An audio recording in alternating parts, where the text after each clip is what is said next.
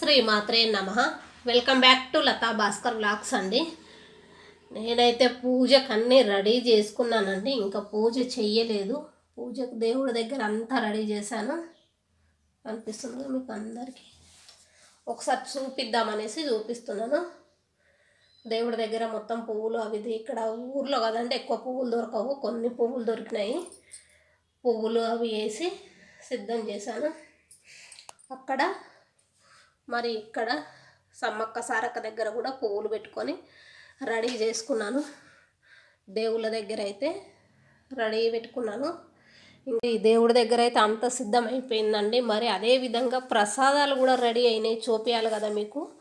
ఇదండి పెరుగు, ఇది వచ్చేసి పరమాన్నము, దేవుడికి అమ్మవారికి ఎక్కియడానికి పరమాన్నము.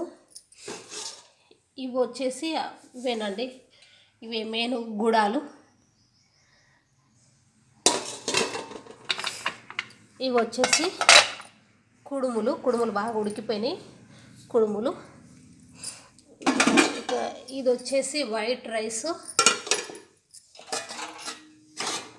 ఉందండి. ఇది వచ్చేసి కట్టు చారు, మనం ఇందాక తీసుకున్నాం కదా గుడాలు ఉడకబెట్టినాం కదా, ఆ ఉడకబెట్టిన తోటి చారు చేసుకుంటే చాలా టేస్టీగా ఉంటుందండి. ఇవి ఇంకా వచ్చేసి కళ్ళు ఉంది, చూపిస్తాను.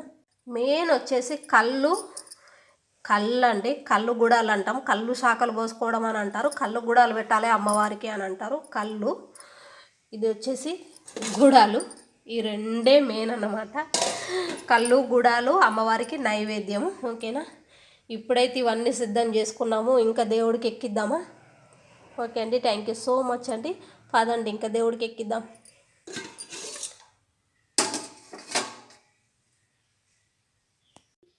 ఉందండి, కళ్ళు గుడాలే కాదండి, డోర్ల దగ్గర కూడా ఇట్లా అమ్మవారికి ఇట్లా బొట్లు పెట్టుకుంటాం అనమాట.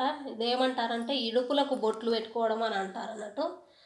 అక్కడ చూసారుగా, మళ్ళీ ఇక్కడ కూడా ఇక్కడ బాగా చూడండి, ఈ డోర్ కూడా. ఓకేనా, ఇంకా మెయిన్ డోర్ కూడా అనమాట చూపిస్తున్నాను. ఎండ కొడుతుంది, కొంచెం క్లియర్గా కనిపించకపోవచ్చు మీకు. ఇట్లా బొట్లు పెట్టుకోవడమే కాదండి, మళ్ళీ అమ్మవారికి ఇది సాకబెట్టడానికి గుమ్మం ముందు, మెయిన్ గుమ్మం ముందు సాగబెట్టుకోవడానికి ఇట్లా రెడీ చేసుకుంటాం. దీంట్లో వాటరు, కొంచెం పసుపు, కొంచెం కళ్ళు, కొంచెం పెరుగు వేసేసి సాకబెడతాము. ఇదే ఎల్లమ్మలకు సాక అని అంటారు. రెడీ చేసినాను చూడండి,